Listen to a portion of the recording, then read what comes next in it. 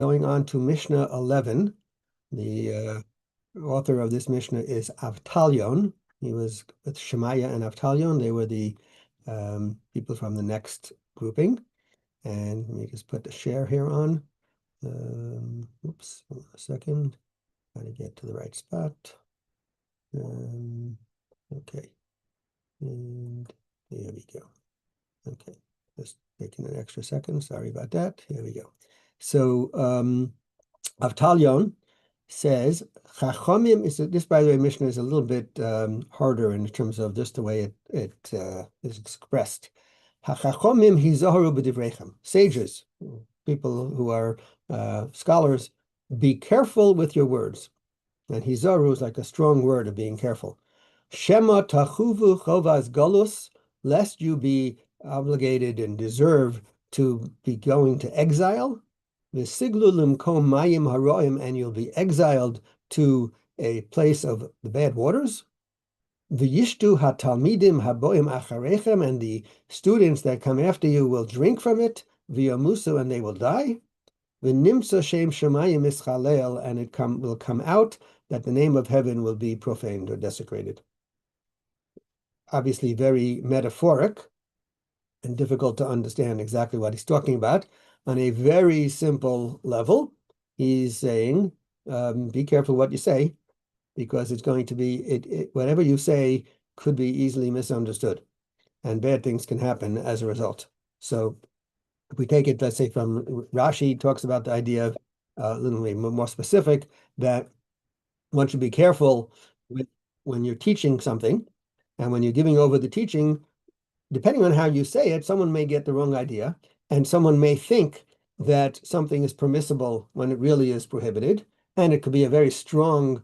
It could be in an area which has a strong consequence. So it's some type of a sin that has a strong consequence, and therefore, they'll end up the person who gave the wrong ruling that caused this will go into exile. However exactly that works, whether it means, there was a concept of going to exile when someone committed a accidental murder.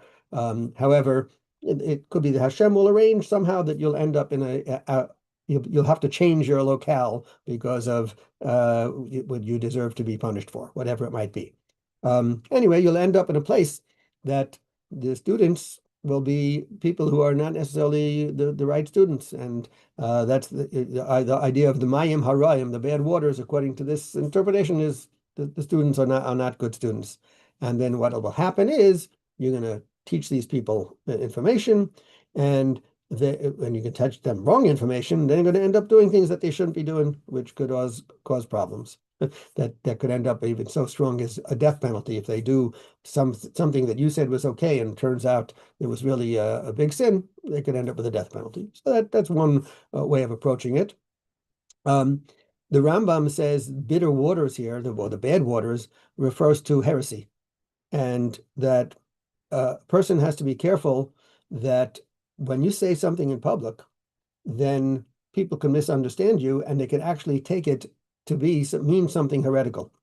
And the reason, he says, is because what could happen is if in the audience you have people who are heretics or people who don't believe, then those people who are going to hear what you say, if your statement is ambiguous or not clear, then those people are going to explain what you said according to what they think.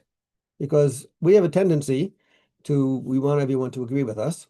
So if I come in with a certain way of thinking, then somehow when I listen to anything you're going to tell me, I'm trying to make it fit into, instead of just having an open mind and hearing totally what you have to say, a lot of times what we do is we naturally try to fit whatever you're saying into my way of thinking.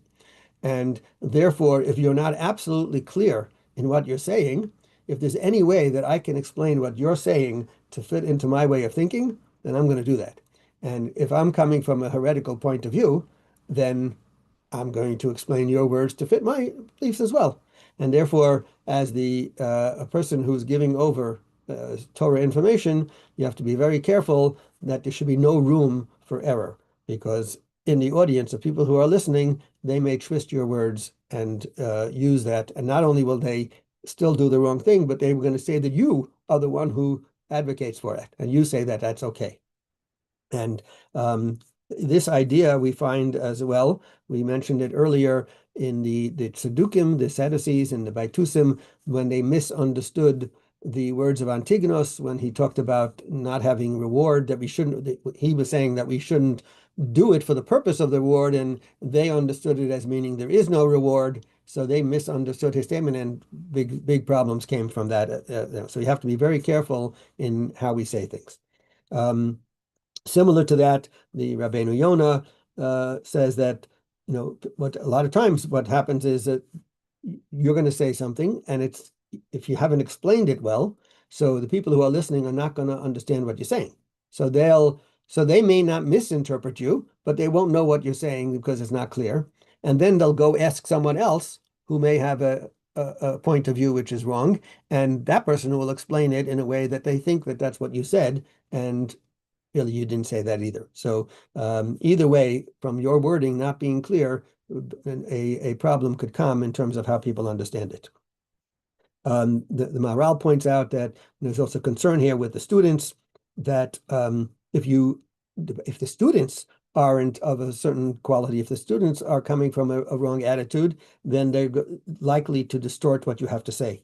So he refers to the evil waters, the bad waters, as the students being unworthy or inappropriate.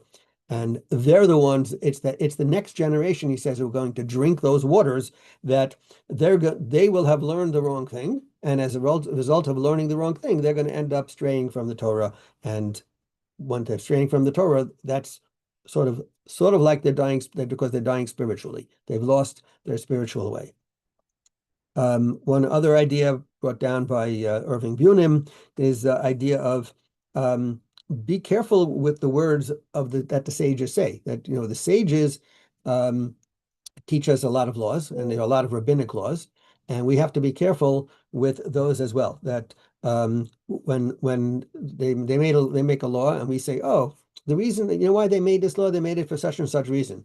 And then we say, well, yeah, but that reason doesn't apply to me anymore, or it doesn't apply to anyone anymore. So therefore, once we start interpreting it the way we want to interpret it, we can end up transgressing the laws that they have put down. So a couple of problems with that. One is that if we start doing that, and we say it doesn't apply, so other people will also say that, which will come to them transgressing. And also you yourself will come to make a mistake. And we see that from a Torah perspective, where famously King Solomon, right? The Torah had specific laws about kings, that one of them being not to have too many wives, and he married many wives, right? And because he had said, well, that the reason for it is because the Torah says that if the king has too many wives, they're going to cause him to stray from God, and they're going to distort his thinking. But King Solomon, he was the wisest of all men. He said, well, that's not going to happen to me, because he knew who he was. He knew he had his great wisdom. And in the end, he himself also was affected by many of his wives who came from idolatrous backgrounds, etc. And therefore, he was wrong. And we see from there that even the wisest of people should not be saying, oh, well, that law, the reason that's given doesn't apply to me, so therefore the law doesn't apply to me. And that not only applies to a Torah law, but it applies to rabbinic law as well.